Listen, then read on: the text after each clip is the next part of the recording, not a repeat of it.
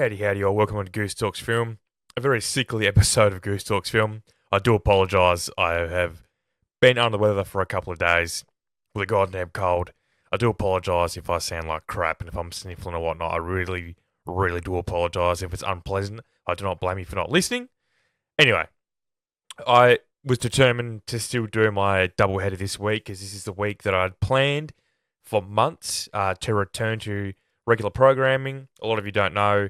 I've become a dad for the second time, so I took some time off, obviously to be at home and be a dad and absorb all that. And obviously, just before that, my grandpa unexpectedly passed away, so there was an extra 2 weeks in front of that where I wasn't posting as frequently. But I had planned this was the week.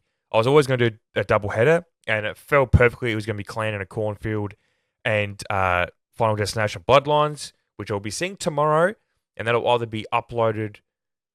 Could be Thursday, could be Friday, could be Saturday. Depends on when you're listening to this, because I'm recording this Wednesday night, and it all depends on if I can get this all cleaned up and posted on Wednesday night. Then Final Destination Bloodlines will most likely be Thursday night after I see it, because I like to do it as fresh as possible. Anyway, this episode we're talking about Clan in a Cornfield. If you're not familiar, it is a bit of a wacky title. Hopefully people aren't deterred by the title, thinking that it's a full-blown comedy or something, or a spoof or a parody, whatever you want to describe it. Because I read this book during COVID. If you didn't realize this was based on a book, and it's actually became a trilogy by Adam Cesare. I really haven't heard his last name pronounced before. I really don't want to butcher it. We'll just call him Adam. He's a great author. He wrote the book as kind of a love letter to specifically 80s slasher movies and also horror movies in general. But he wanted to do a modern take on that. So it's equally a homage, but also a modern retelling of those 80s types of slashers. And the book worked really, really well. So I had high expectations because rarely the books I read, they rarely get movie adaptations. Unless the big rarity like Harry Potter's and Hobbits and all that, where I read the book after the film. I usually don't like to do that, obvious reasons. But I read this during COVID, like when it came out in 2020. Then not long after, I think it was end of that year or 2021, that there was workings and words of it being adapted, and that there had been it'd been bought, the rights, but we've all heard that a million times where the rights have been bought to a video game, to a book, whatever, and a movie never ever happens. It's happened a million times. So I didn't get my hopes up too much. But then as months and years went on, it gained traction. And they dropped the trailer and all that kind of out of nowhere. I knew the production was happening, but I didn't really know a lot about it when it was happening, blah, blah, blah. It all kind of happened really quickly. I don't know if there's many people that are listening to this that have read the book before or after the film, but I'd love to have your opinion, specifically, on what do you think of the adaptation was. From book to film, was it faithful? Do you think it translated from page to film okay? And I'll be talking about that as well, obviously. To begin with, spoiler free, I'll give you a warning when I do get into the spoiler territory. Anyway, I will get back into the gist of Clan and Cornfield. Like I said, based on a book series, it is very much in the same vein and tone as Scream. Probably the best comparison, not in terms of the film itself or it's as good as Scream, but in terms of the balance of comedy and horror in a slasher film. It's kind of slightly, Clan and Cornfield, the book and the movie probably aren't as aware of themselves like Scream, where they're bringing up horror movies all the time saying, oh, this is the formula, blah, blah, blah, blah, blah. Clan and Cornfield isn't like that so much, but it does lean into the tropes with what the characters kind of realize what's happening, what they say, and things that happen that are quite funny and goofy. But I think the balance is right. Comparing it to the book, I haven't read the book since I first read it in 2020. So I'd love to reread that and then compare the movie and the book whilst, watching and reading them both straight afterwards. But that's a video for a future reference. An idea for a future video.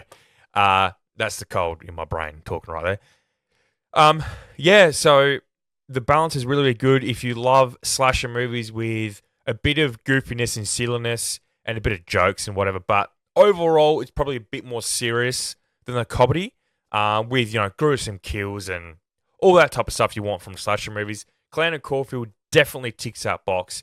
Now, I'm not saying you're definitely going to like the film if you like Scream or if you like those types of horror comedies or slasher movies, but I will say, like, watch it. If that sounds like your thing, then watch this movie. Try and support it at the movie theater. Um, it did okay. I mean, it's made back its production budget and double, and I don't think the marketing will be too extensive, so I think it will make that back as well. Its budget was $1 million, which is insane. This looks great for $1 million. Like, I had to actually, when I first read it, I read $10 million budget, $3.5 million box office in the first week. I thought, oh wow, this is gonna not do too well. Then I actually looked at it clearly, and it said 1 million, and I thought, oh shit, am I 1 million? This looked great. I think what benefits from it is there's barely any well-known actors in it whatsoever. Name anyway. Kevin Durand, he's a big character actor. He's one of those actors where non-movie buffs like myself, probably like my wife, she'll go, oh, he's the guy from Wild Hogs, or oh, he's the guy from Swamp Thing, or he's the guy from Abigail. Maybe don't know him by name, maybe you do. And you have Will Sasso, who is quite a renowned comedian within America. He hasn't really transcended international that much. Maybe on like social media with his clips and all that. He's a comedian, he's an actor. A lot of people like myself, I first heard of him through wrestling because he's a big wrestling fan. He's done things within wrestling. He does impressions of wrestlers. I think he's very famous for his Jesse Ventura impression, which is like spot on. It's just as good as carrying crosses. Those two are the best. So yeah, that's as far as like big actors go in this. So I think the budget was kind of helped by that, and that's great. I mean, a movie like this, it doesn't need big actors. It didn't need a famous voice to do the voice of Frendo the clown, or it didn't need Jenna Ortega as the lead actress. That worked. It definitely worked in its favor, having unknowns, and hopefully a lot of them get careers out of this. I'll read a very brief spoiler-free synopsis off IMDb, like I always do. A fading midwestern town in which Frendo the clown, a symbol of bygone success, reemerges as a terrifying scourge. Look, the title and just that brief synopsis, I mean, that fits what I like to watch. It goes back to my favorite top episodes of X-Files and my slasher favorites, where it's set in a small American town, that the town is famous for one thing, if it's for its mines, or if it's for its fried chicken company like in X-Files, or if it's famous for its corn, or it's corn starch or corn syrup that it's famous for, this town specifically. And the killer, or friend of the clan in this case, is a killer that's based around that idea. Derry from the It movies, obviously featuring Pennywise. I prefer when they're set back, because that's just me. I love a good horror movie set back in time. But this does have a brief period in the 90s, but it's a cold open, so it's not that long. But what it does benefit from is, yes, the characters have phones, but they also, it's just done so well. It's quite a good adaptation in terms of it gets a lot of the main basis from the book, which is that idea of older people from their generation. They think kids are so bad from the current generations, that they don't work hard, and they're difficult and blah blah blah. And the younger generation thinks that older people are stuck in their ways and they're ruining the environment and all that type of stuff. Very, very good, this movie, I think, and the book. I won't keep referencing the book because by now you know it's based on a book. I'll say if things differentiate if I do remember. But anyway, this does a very, very good job of comparing modern to the past and how that fits into what this movie's all about. And I'll get into that more in depth when I can, when we're in the spoiler territory. I won't delve into it too much. But as I was saying, the characters on it do have phones. That's pretty much the only really big modern thing. It does kind of, feel like it's set back in time, because this is a very old school town. It's a poorish town. It's kind of stuck in, the 70s, 80s, 90s, where just the way it looks. Same as the towns that like Reacher goes through as well. They're away from the city. They're kind of stuck there. And most of the people that live there were born and raised there, and they have like the random people that come into town. Not many tourists, obviously. So yeah, I think this movie does an awesome job at weaving that through the storyline of a small town. Like I said, just like Derry, smaller than Derry, but yeah, I I think I'm not gonna be super positive on this, but if you're a slasher fan, watch it. Uh, You'll get something out of it. If it's the kills, if it's the comedy, if it's the killer, which is Frendo the clown, if it's the young people getting killed. If you're a slasher fan, you will find at least one thing you like from it. So I don't think you're going to watch this and hate it or be overly disappointed. You may not like it, but you might think, oh, you know what? Wasn't a huge fan of Clan of Cornfield, but I really did like the Friend of the Clown outfit, or I really did like this kill that happened here, or I really did like this reveal. There was definitely going to be at least one thing that you will like if you're a slasher fan. If you're a broader horror fan, I think then you'll also like it because it's got good kills, it's got good music, it does have a bit of comedy, but it's also very serious. It does tackle like serious themes. Like I said, different generations butting heads and causing issues. And yeah, it tackles like the social media thing a little bit as well, and what it's like for young people to move to a new town and blah blah blah blah. A few tropes and cliches, but I think that works well within in horror communities anyway. I think a lot of horror fans, like myself, this isn't a negative thing, like to be stuck in a few cliches and like to be within a realm of things that they're familiar with that also throws things at them that are different. Getting that balance right within the horror community and like very niche. But Clan and Cornfield, like I said, was based on a book.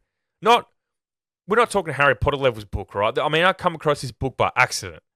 It was in a new release section because I read both paperback and digital, and I was on the digital storefront on my Google on my tablet, and I just happened to come across it in the coming soon. I think it was releasing in a week's time, and I thought, wow, Glenn and Cornfield. I'm like, that's a bit different. Like it's like a Goosebumps type thing. And yeah, anyway, I got it. I read it. I thought, oh no, this is definitely a bit more, full on than Goosebumps and all that. And I was pleasantly surprised. I think Adam is a phenomenal author. I recommend him and his other books. This is definitely his best book. I think the sequels are quite good as well. These kind of just were so good, it caught me by surprise. And kind of lost my train of thought there, but yeah, it's just, and as a slasher film in general, I think it's just quite fun. I probably rambled on a bit too long in the spoiler-free territory, but look, and like I said, I'm not going to be overly positive in this. Once I delve into the spoiler territory, I'll talk about quite a few things that I was disappointed with, or that I didn't like, or things that didn't work. But I think, yeah, in terms of going back to recommendation, I think if you're a general audience person, probably not for you because it's going to have violence and full-on gore and a bit of silliness, and maybe you think it just, oh, Clan and Cornfield, what a fucking stupid title. Like, what a Clan and Cornfield be, blah, blah, blah. Like, general audiences, yeah, look, and this is very niche. It's not your Final Destination movie. It's not your It movie. It's not, your Substance. They're all very vastly different horror movies, but we need movies like this. And well, specifically, we need horror movies like this. Because like I said, you have your Substance, your body horror that also has great performances that tackles really serious questions and issues and problems that people within the industry do go through. You have Late Night with the Devil that also tackles similar themes in a very different way. And like, what are you willing to give up for your dreams? And what are you willing to believe for those dreams? Heretic makes you question your beliefs. Maybe makes you question why you don't believe. Also with great performances, but they're not slashers. And we had slashers last year. There were some fun slashers. I mean, Thanksgiving was the year before in 2023. That was one of my favorite movies probably. Would have been my top 20 of the 2023 movies in general. Definitely top 5 horror of 2023. That was very fun, very, very cool. I won't compare it too much to this because they're vastly different. That was a bigger budget and had, bigger names attached to it. But we do need movies like this. That aren't part of a franchise, not prequel, not a sequel, not a remake. Yes, it's an adaptation, but it's an adaptation of not a very, global, massive book, right? I mean, this was a successful slasher book, a very successful slasher book, as I was saying. And We do. We need movies like this because if I was to pick my favorite subgenre of horror, it is slasher. My top 3 horror movies of all time. All 3 of them are slashers. House of Wax, Scream, and The Burning. All 3 cut and dry slashers. All different tones, maybe. House of Wax takes itself seriously. The Burning takes itself relatively seriously, even though it was a knockoff of Friday the 13th, but it was better than the first Friday the 13th. Maybe that's a video for a different day. And obviously Scream was well aware. It's very similar to Clan and Cornfield, like I said. But yeah, watch this movie. If you can, watch it in the movies. Let's try and support it so we can somehow get the sequels. Shudder did have their fingers on this. I don't know if they fully own it or whatever, but it is Shudder are in there somewhere. So my biggest dream is if we don't get theatrical releases for 2 and 3, if they are going to happen, maybe they can go straight to streaming. Maybe they get limited releases and then onto Shudder. As long as we get them, I would love to finish this as a trilogy. I think Adam definitely deserves it. From what I gather, he's just a great dude from all the interviews and stuff I've listened to, watched, and read. And people like in comment sections saying they've met him and at book signings and whatnot. But yeah, sorry, I rambled on a lot in the spoiler-free territory. But anyway, if you haven't already and you're a slasher fan, specifically you people, watch this movie. I'm telling you, just watch it. You'll, like I said, one thing you'll like, guaranteed. And if you're a horror fan, I still say watch it. If you want to wait till streaming, do so. But we have to support our theatres, especially our regional theatres. I live in a small town of just over 30,000 people. And I went to the theatre to see Clan and Cornfield today. And yes, it was 2:15 in the afternoon, just as I finished work. It is a weekday. You know, teenagers are at school, people are working, 9 to 5, whatever. But I was the only person in my cinema for this movie. And yes, it's been out nearly a week, but I just want people to just support your cinemas as best you can. I'd always say at the end of my podcast, but to say it here before we even get halfway through the podcast, I cannot say it more. And I know that it's hard with the cost of living, especially here in Australia. It is fucked right now. So I do understand that. Even for birthdays and stuff, like if you can get a membership for your local cinema, I'm a gold member of my cinema. It's something like $27 for a year, and I get $10 tickets. I get like $7 to $8 discount every ticket. Excuse me. And that makes a difference. I can get my ticket and a regular combo meal of a drink and popcorn, or a medium, I should say, for the same price as someone would be paying just for a ticket of admission. So if you can do that, I recommend it. But yeah, that's me rambling on enough. So this is your warning for spoilers. We'll delve into the spoiler territory where I'll go through the full plot synopsis. And we'll go from there. So this is your warning. If you haven't watched the movie and you don't want it to be spoiled, pause, go watch the film, hopefully in the cinema. Come back, listen to it, and we'll share your thoughts with me. I'm very intrigued to see what people think about this. Anyway, Clan in a Cornfield. This is the full plot synopsis. It's not too big. This is only like an hour and 40. So it's a decent watch. It's nothing worse than a horror movie or a slasher movie. Not that there's many slashers that go over 2 hours, but they're a drag. Unless rarity that it's needed to be that long. But this definitely didn't need that. But they know their audience. Anyway, so like I said, I got a cold. Please bear with me. I'm going to read the full synopsis. And I'm so sorry if I'm snoring. If you can hear that, I'm so sorry. In 1991, in the town of Kettle Springs, Missouri, a group of teenagers are partying near the old Bay Pen corn syrup factory. 2 teens sneak off into nearby cornfield and are killed by Bay Pen's mascot, Frendo. In the present day, Quinn Maybrook and her father, Glenn, move into Kettle Springs, where Glenn is a new town doctor. Excuse me. Their relationship is fractured following the death of Quinn's mother, Samantha. Following a sporadic detention in her class, she befriends Cole Hill and his group of friends, including Janet, Matt, Ronnie, and Tucker. Cole shows Quinn the horror parody videos they create on their YouTube channel, all of which surround a psychotic Frendo throughout Kettle Springs. Cole informs Quinn of the burnt-down Bay Pen factory and the town, attributing the accident to them. Sorry, quick tea break there, sorry. While overviewing the most recent recording, Quinn spots a second mysterious Frendo in the background. Meanwhile, Tucker receives a notification of someone dressed in a Frendo outfit outside his home. The individual secretly breaks in and slits his throat. All the 100th Founders Day town at their 100th Founders Day Town Festival, an accident on Matt's end ensues, causing a Frendo float to be fully engulfed and ultimately ruining the festivities. Dunn accuses the group of sabotage and holds them in jail. Matt works out in his garage only to be decapitated by another friendo. That night, Quinn sneaks off with Cole to a party at an isolated farmhouse, where a majority of the teens in town are present. One of them, Ginger, stumbles out of the cornfield and collapses. A crossbow bolt lodged in her back, and Matt's severed head is thrown at them right after. The pair initially dismiss both incidents as another prank, but are failing to locate Ginger's pulse and realizing Matt's head is real, they flee in terror. Cornered and trying to escape, Rust appears, shooting Frendo with his shotgun. A plethora of Frendos suddenly emerge from the cornfield and pursue the group, where they take shelter in a nearby shed. Inside, Rust stays behind to detonate a makeshift bomb, while the rest crawl through a sewer gate. Great. Reaching a road, they call for a passing car only to find Sheriff Dunn, who refuses to listen to them and immediately arrests Cole for trespassing. Meanwhile, Glenn, out looking for Quinn, notices that his practice has been broken into. After investigating, he's forced to operate on an injured Frendo, but soon outwits his captor and stabs him in the throat. Continuing on to the Tillerson house, Quinn and her friends are again surrounded by Frendos in the cornfield, and Ronnie is eviscerated by a chainsaw-wielding Frendo. Reaching a neighbouring house, the pair is attacked by another Frendo who impales Janet to the ceiling. Quinn manages to kill the Frendo but is captured by a trio of ones waiting outside.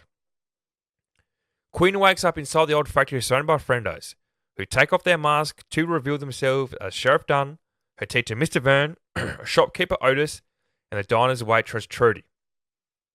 They blame the teens for the town's troubles, not sticking to tradition and ruining their public image.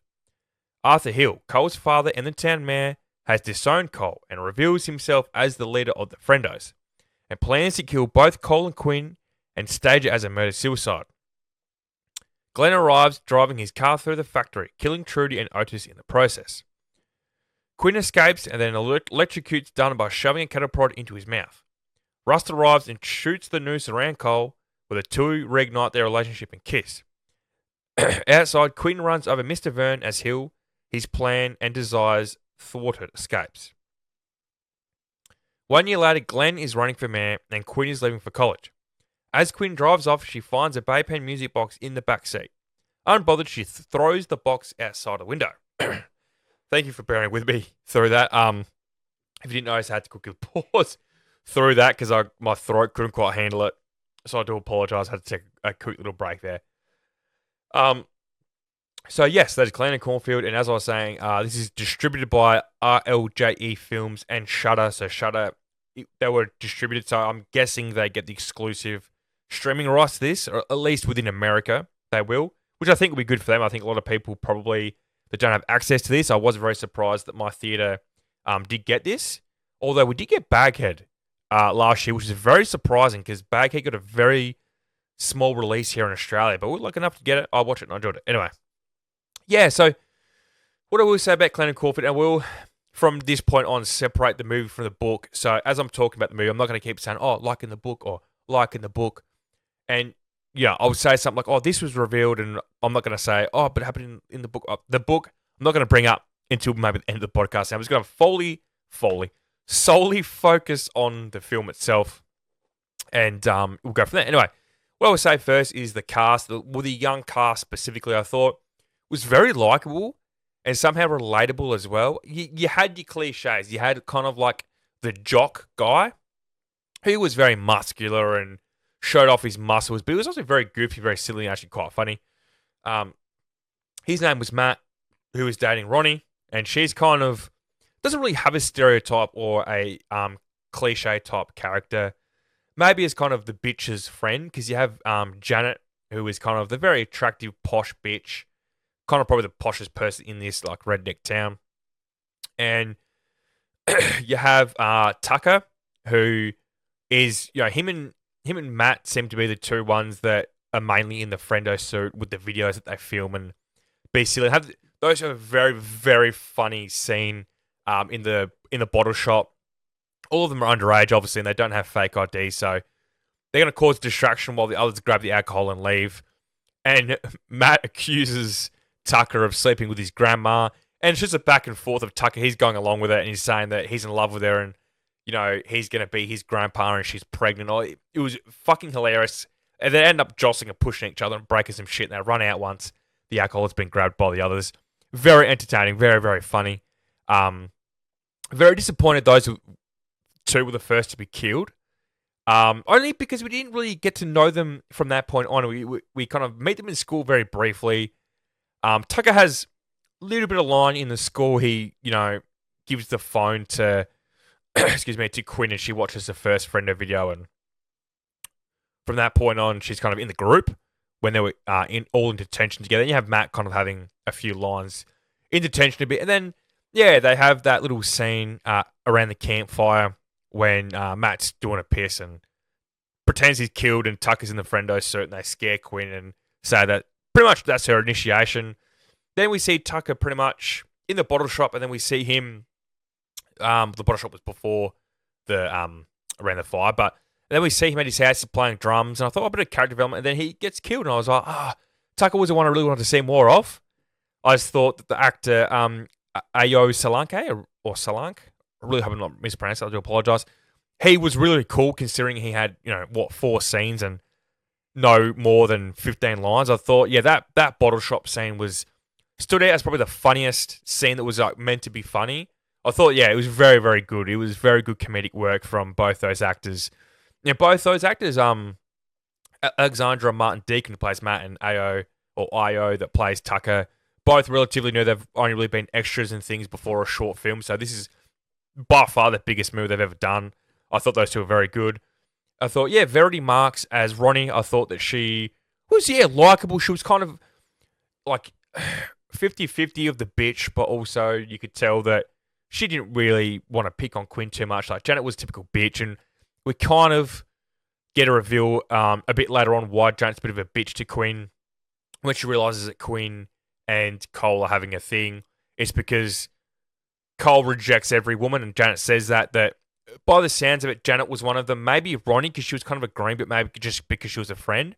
I don't know if they've both been rejected by Cole, where they think they have a thing with him, and he kind of pulls the same thing that he pulled with Quinn, the kind of embarrasses her, blah, blah, blah. Turns out he's gay, and him and Russ weren't ex-friends, they were ex-boyfriends, and something happened.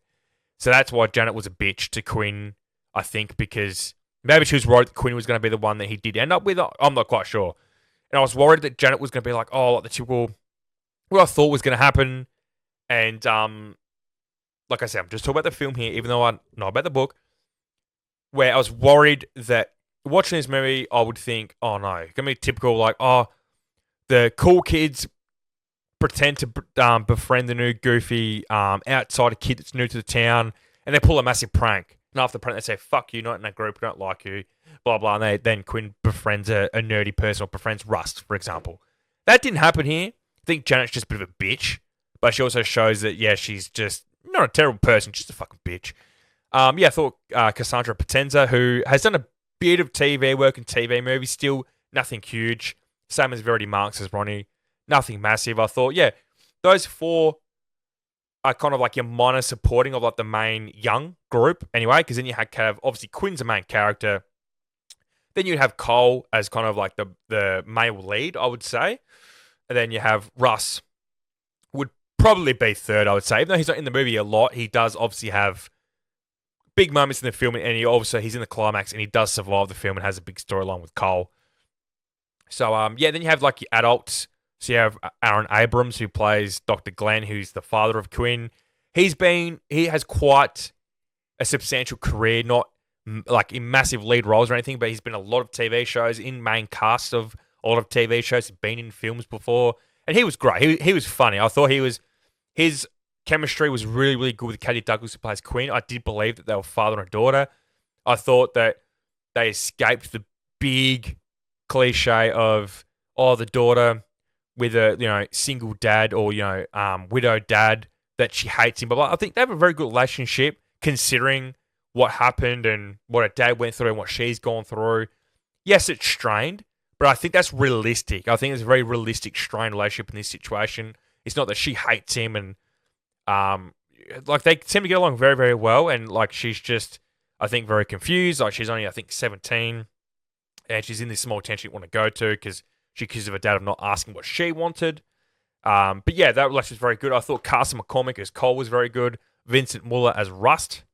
They were quite good. And you have, other adult, they're not adult actors, but within that storyline, I thought they were very good. Kevin Durand, as Arthur Hill. When I saw his name attached to it, I thought, oh, fuck, wicked. Like, what's he going to do? Is he going to do the voice of Frendo? Is he going to be one of the Frendos? Like, is he going to be the dad? Initially, I thought it was he going to be the dad. And I thought, oh, yeah, he'd do a pretty good job. But technically, he has a bigger role, but not really. So he's in like maybe 3 scenes, but he's in the climax. Obviously, as the big reveal that I don't know if he's the mayor again in the film. I don't know if they reveal that he's the mayor of the town or he's just like the rich guy of the town because his family's owned like the corn syrup factory in Log. His great grandfather, his great grandfather maybe, was the one to invent the corn syrup, and that's why they're rich, blah, blah, blah. But it turns out he's actually going bankrupt. That's why he blamed his son for burning down the factory, and that's why he got insurance money to keep him afloat. But yeah, I didn't see a lot of Kevin Durant. It's a bit disappointing. We see him like 3 scenes, like I said, but the climax he gets like a good amount to kind of chew the scenery, which is what Kevin Durant is really, really good at. Yeah, Will Sasso, as I mentioned earlier, he plays Sheriff Dunn. Turns out to be a bad guy, as you would know if you're watching this and you had no idea about what this movie was or no idea about what happens in the book. You would know that he was going to be the bad guy. Just the way that Will Sasso acting it. Not saying he was doing it very predictable or anything like that. It's just you could just tell the type of movie and the type of sheriff he was playing. You could just tell. And yeah, we'll talk about Cole. While I'm on that, we'll talk about Cole as kind of the red herring. They kind of made it look like he was Frendo or he was involved with the Frendo. Maybe he was in a cahoots with his dad. Because we had this scene where he gets violent and said he has a lot of things inside of him that he's have trouble dealing with, and he's a bit violent when him and Quinn are, about to get very sexually intimate. And he has the clown box. That just all these little things that watch. If you're a horror fan or specifically a slasher fan, you know that most likely it's not going to be him. He's the red herring. Like that's his role, and that's okay. That's fine. And you have like the reverse red herring. Not so much a reverse red herring. You have like a double down red herring, where it does then turn out to be the red herring, but it's very hard to pull off. Like I've seen movies try to pull it off, and they just don't. It falls flat. Movies have done it, but not very often. In terms of the cast, that was really cool. I thought all the deaths were like relatively good. The kills, I won't say were the highlight of the film, but they were very serviceable for sure. They were quite good. I thought Tucker's was okay. I thought like him walking his room and the ground had already been covered in plastic, even though he'd already only been out of his room for maybe 3 to 4 minutes. And he goes, "Oh, plastic on the floor." He's like, "Nice touch, guys."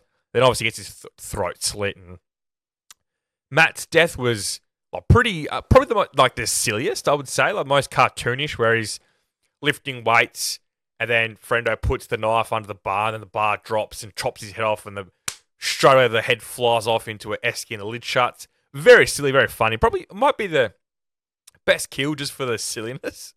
It did kind of remind me anything that's a death in a gym and they killed by something in the gym just reminds you of Final Destination of Texas Battle in Final Destination 3, like the football player. Matt's death was okay. I think Tucker's was disappointing because I think I just liked the character and I really liked the actor. I thought the actor was just cool. Janet's was quite good. Her death where she gets stabbed, it happens very quick and very fast and the impact is very, very good, I have to say. Where Frendo stabs her and as he's stabbing her with the spear, the pitchfork I should say, and lifts her up straight away and she hits the light bulb and she's getting electrocuted and then Quinn tries to save her and she falls down and got the pitchfork in her. That was quite a good kill. That was just a very quick, fast, rapid type kill, which was fun, different than the other ones. The other ones were kind of very set up and you knew they were happening. This was boom, boom, boom, boom, she dead.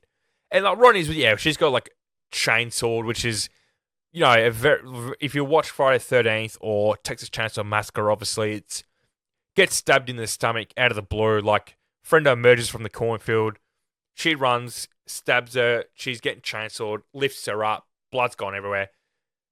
Very cliche kills. That was a bit disappointing to me. I thought every kill was going to be elaborate or at least original. Yeah, Tucker's, he got his throat slit. I think the plastic on the floor and he's joking of it probably helps that kill a little bit. I thought, yeah, Janet's kill wasn't like groundbreaking by any sense, but it was good. I thought the Frendo's deaths were okay, like they weren't amazing, like the explosion and the Frendo gets his hand blown off, which I thought was going to be the sheriff actually. And then the Frendo that gets stabbed in the neck by the dad doctor. And then you get, obviously Kevin Durant's Arthur Hill doesn't get killed. He drives off, to be continued. And then, yeah, we have the death of, I think, Otis, I think his name was the store clerk of the bottle shop. He gets, like, decapitated by, like, a box, so I'm not quite sure what it was. But he gets decapitated. And then you have the bitch from the diner. She gets, like, a pipe through her. And then you obviously have Will Sasso's death was probably the most disappointing. He just gets electrocuted in the throat with the taser, or the taser stick. And I don't know if that meant teasing he's coming back. The character's not dead, but it was very lackluster. If he is dead, it was very lackluster kill for a semi-important character anyway. Because considering he's the one that kidnapped Cole, and there's one obviously that delivers Cole to his dad to be ready to be hanged, and obviously, yeah, he's the one that's going to shoot Quentin's head off. But yeah, so I thought equally the kills were good, but also very disappointing in a movie like this. But yeah, look, they still did their job. They were serviceable. I still very much liked a couple of them. I thought, yeah, Frendo looked cool, creepy clown. Not 100% what I'd pictured. Only reference I make to the book. Not 100% what I would picture when I was reading the book. But looks great on the screen. It's not too close to Pennywise. It's a clown, so it's not going to look 100% different than every other movie clown, because then it won't be a clown. I think it was a nice touch of I only see it a few times where it's quiet enough to hear the shoes, obviously, but when you hear it the most is when Matt gets killed in his little shed gym, and as his head's in the esky, Frendo picks up the esky and he walks off, and you hear his clown shoes squeaking and make the noise. I thought that was quite funny and quite a nice touch. That's also like equally creepy as well. Yeah, like the reveal of Cole, like I was saying, Cole is the red herring. I thought the reveal of him being gay was done well. I think it was, yeah, quite a good reveal. That the reason why he was acting weird and the reason why he keeps brushing off women and breaking their hearts is because he's gay, but he's having trouble tackling that, and that obviously is why Rust is telling Quinn to be careful. That makes a lot of sense when they come across him when he's hunting and he says to Quinn, be careful. Obviously, that's a red herring thing where it's throwing you off thinking, like, be careful, he's dangerous. No, he's saying, Quinn, be careful, he's going to lead you on because he's secretly gay, but I'm not going to out him. So I think that's tackled well. I won't say that like it's super woke or anything like that. I think it was done well. It fits the story well because, like I was saying earlier, with the generational thing of, like, Quinn and her dad go back and forth about it. He's listened to Addie's rap, and she said, Dad, that's as close to me as the 40s were close to, like, you being my age. And the dad goes, oh, shit, it is too. And he wouldn't be listening to 40s music. And, like, most of them don't know how to drive a manual, relying on phones, all the different generational things. And that's obviously the basis on why Arthur Hill and the cult of Frendos want to kill these generations of kids, if they think they're bad eggs for those types of reasons. What? Like, they're killing them because they think that they're going to make the town look bad, or they're going to make the following generation just as bad as them. It's going to, pollute the town or whatever. So, I mean, again, not an original idea, but it's done well. It's done in a good setting. It makes sense.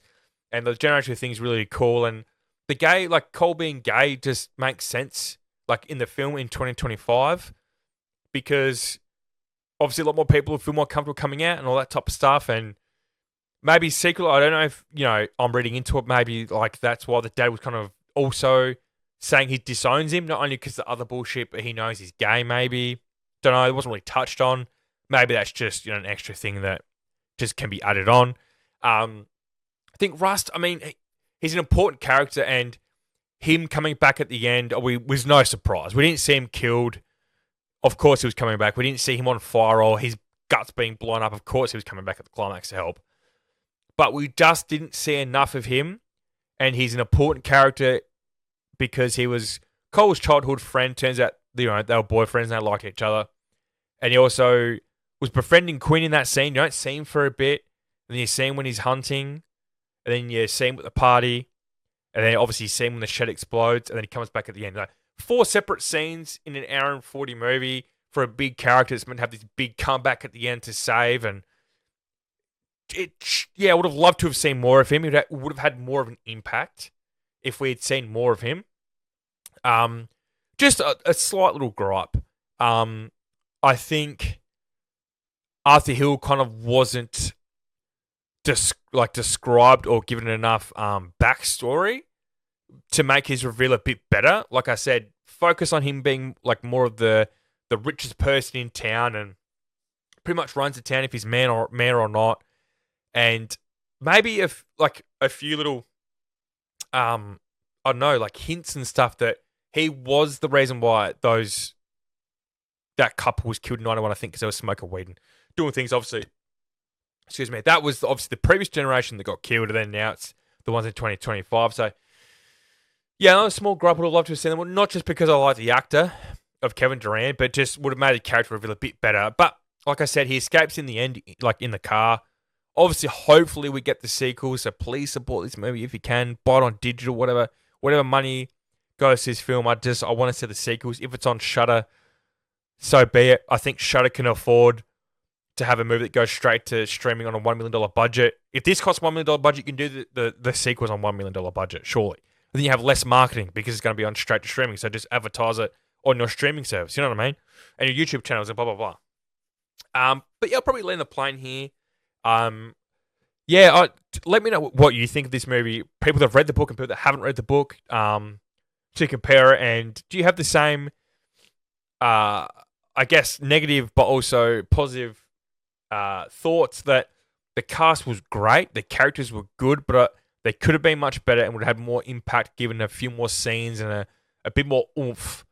And the dialogue kind of was a bit sillier sometimes. Sometimes the silly dialogue worked with like the comedy. I think one bit I did find funny that I forgot to mention was when they does reveal that Cole and Rust are gay, because they say to each other, I can't remember, it was something about feelings or whatever, and the 3 girls are kind of sitting there all covered in like blood and dirt and shit, and go, oh, that makes sense, that's why. And that's what makes me think that Ronnie was also led on by Cole, because she was agreeing with the other two, like, oh, that makes sense why. It's not us. Like, we're all good. It was him that he's just not attracted to women. I'm a woman. That was quite funny, their review.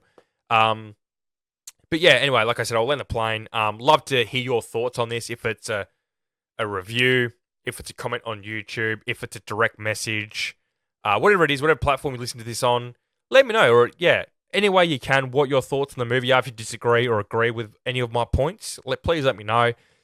And are you hoping for the sequels? What do you hope changes? What do you hope stays? Like what, the actors or the director from this film.